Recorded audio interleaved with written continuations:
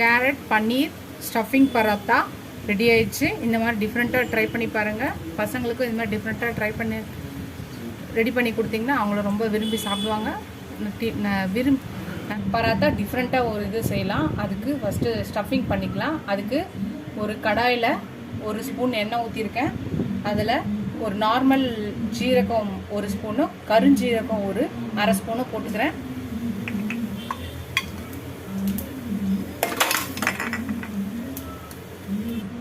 ஒரு ஸ்பூனு வெள்ளை எள்ளு போட்டுக்கலாம். கொஞ்சம் பெருங்காயம் போட்டுக்கலாம். கேரட்டு போட்டுக்கலாம். ஒரு 2 கேரட் எடுத்துருக்கேன், மீடியம் சைஸ் கேரட்டு. அதையும் போட்டு வதக்கிக்கலாம்.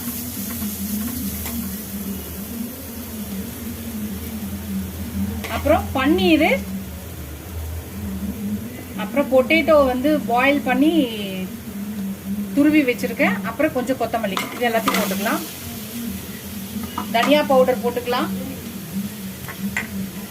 கொஞ்சம் கரம் மசாலா போட்டுக்கலாம். அவ்வளோதான். இது எல்லாத்தையும் நல்லா மிக்ஸ் பண்ணிக்கலாம்.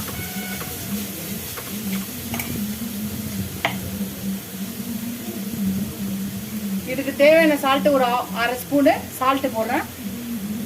இதை சேர்த்து மிக்ஸ் பண்ணிக்கலாம்.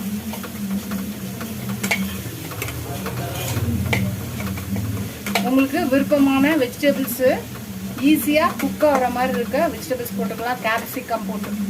கேப்சிகம் போட்டுக்கலாம். நான் போடலை, அதுக்கு பதில் பொட்டேட்டோ போட்டிருக்கேன். அவ்வளோதான்.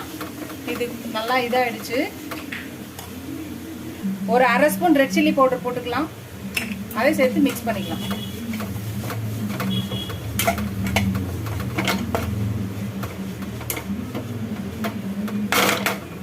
அதுதான் ஃப்ரெண்ட்ஸ், அடுப்பை நிறுத்திடலாம். நம்மளோட உள்ளே வைக்கிற ஸ்டஃபிங் ரெடி ஆயிடுச்சு. இது கொஞ்ச நேரம் ஆறட்டும், பார்க்கலாம். ஃப்ரெண்ட்ஸ், நம்ம ஸ்டஃபிங் ஆறிடுச்சு. இப்போ பார்த்தீங்கன்னா ஒரு கிண்ணம் எடுத்துக்கலாம். நார்மல் சப்பாத்தி போடுற மாதிரி நம்ம போட்டு எடுத்து இந்த மேலே இப்படி வச்சுக்கலாம். இதை வச்சுட்டு இதுக்கு மேலே உள்ள ஸ்டஃபிங் வச்சுக்கலாம். இப்போ இதுக்கு மேலே இன்னொரு சப்பாத்தியை மேலே வச்சு அப்ளை பண்ணிவிட்டு இதை கவுத்துடலாம். கவுத்துட்டு இதை நம்ம அப்படியே ரொட்டேட் பண்ணி கட் பண்ணிடலாம். இது எக்ஸ்ட்ராஸ் எடுத்துடலாம். இப்போ பார்த்தீங்கன்னா இந்த மாதிரி ரெடியாக இருக்கும். இதை இந்த மாதிரி நம்ம பண்ணிவிட்டு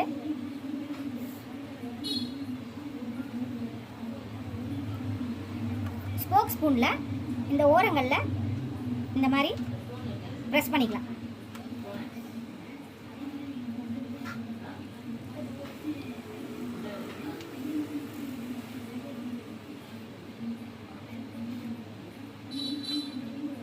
அவ்வளோதான் ஃப்ரெண்ட்ஸ், இது ரெடி ஆகிடுச்சு. இந்த மாதிரி எல்லாத்தையும் ரெடி பண்ணிக்கலாம். ஃப்ரெண்ட்ஸ், இந்த மாதிரி பண்ணிவிட்டு நம்ம ஸ்போக் ஸ்பூனால் இப்படி பண்ணிக்கலாம்.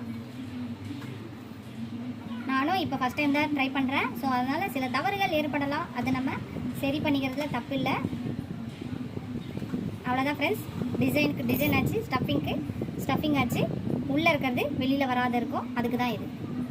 இந்த மாதிரி கிண்ணத்தில் போட்டு கவுத்துட்டு இதை நம்ம எடுத்துகிட்டு உள்ளே எடுத்துட்டா நம்மளோட ரவுண்ட் ஷேப்பில் வந்துடும். இந்த ரவுண்ட் ஷேப்பை எடுத்து நம்ம இந்த மாதிரி ஸ்போக் ஸ்பூனில் இப்படி பண்ணிக்கலாம்.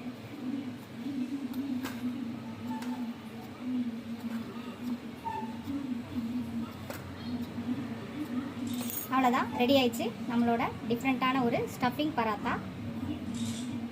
இந்த மாதிரி நம்ம ரெடி பண்ணிக்க வேண்டியதான். நம்ம ஒரு சப்பாத்தி எடுத்து இந்த மாதிரி ஒரு கிண்ணத்தில் வச்சு உள்ளே ஸ்டஃபிங் வச்சு இதுக்கு மேலே இன்னொரு சப்பாத்தி போட்டு அதை ரெண்டுத்தையும் நல்லா சேர்த்துட்டு திருப்பி கவுத்து போட்டு இதை ரொட்டேட் பண்ணிவிட்டு எக்ஸ்ட்ரா சப்பாத்தி இதை நம்ம இது மாதிரி எடுத்துடணும். எடுத்துட்டதுக்கப்புறம் இந்த மாதிரி கிண்ணத்தை நம்ம எடுத்தோன்னா உள்ளே இருக்கிறது வெளியில் வந்துடும். இந்த டைமில் நம்ம இந்த மாதிரி ஸ்போக் ஸ்பூனில் இந்த மாதிரி பண்ணிக்கலாம். உள்ளே இருக்க ஸ்டஃபிங் வெளியில் வராது. 2 சப்பாத்தியும் ஜாயிண்ட் ஆகிடும். டிசைனுக்கு டிசைனாகவும் இருக்கும். அதுக்கு தான் இது. அவ்வளோதான், ரெடி ஆகிடுச்சு நம்மளோட ஸ்டஃபிங் பராத்தா.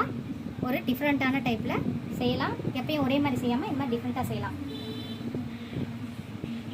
நம்ம எல்லாத்தையும் நம்ம போட்டு எடுத்தாச்சு. இப்போ இதை ஒரு பேன் எடுத்துக்கலாம். இந்த மாதிரி எண்ணெய் ஊற்றி வச்சுக்கலாம். எண்ணெய் காஞ்சிருச்சு. இப்போ அதில் இதை எடுத்து இப்படி வைப்போம். வச்சுட்டு 2 பக்கமும் வேக வச்சு எடுத்தோன்னா நம்மளோட ஸ்டஃபிங் பராத்தா ரெடி ஆகிடும். வேகட்ட திருப்பலாம். ஒரு பக்கம் வந்துருச்சு, இப்போ திருப்பி போட்டுடலாம். இந்த பக்கமும் வேகட்டும்.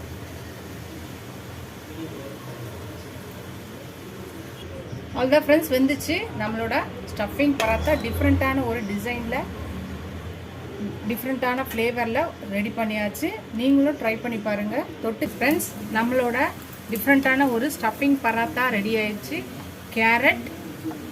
கேரட் பன்னீர் ஸ்டஃபிங் பராத்தா ரெடி ஆயிடுச்சு. இந்த மாதிரி டிஃப்ரெண்ட்டாக ட்ரை பண்ணி பாருங்கள். பசங்களுக்கும் இந்த மாதிரி டிஃப்ரெண்ட்டாக ட்ரை பண்ணி ரெடி பண்ணி கொடுத்தீங்கன்னா அவங்கள ரொம்ப விரும்பி சாப்பிடுவாங்க. நிறைய விரும்பி சாப்பிடாத பசங்க கூட இது மாதிரி டிஃப்ரெண்ட்டாக நம்ம செஞ்சு தரும்போது அவங்க விரும்பி சாப்பிடுவாங்க. அவங்களுக்கும் நம்ம புது ரெசிபீஸு டிஃப்ரெண்ட்டாக செஞ்சு கொடுத்த திருப்தியும் கிடைக்கும், ஹாப்பினஸ் கிடைக்கும். அவங்களுக்கும் ரொம்ப ஹாப்பியாக சாப்பிடுவாங்க. நீங்களும் ட்ரை பண்ணி பார்த்துட்டு எப்படி இருக்குன்னு சொல்லுங்கள். இந்த வீடியோ உங்களுக்கு பிடிச்சிச்சா லைக் பண்ணுங்கள், ஷேர் பண்ணுங்கள், கமெண்ட் பண்ணுங்கள்.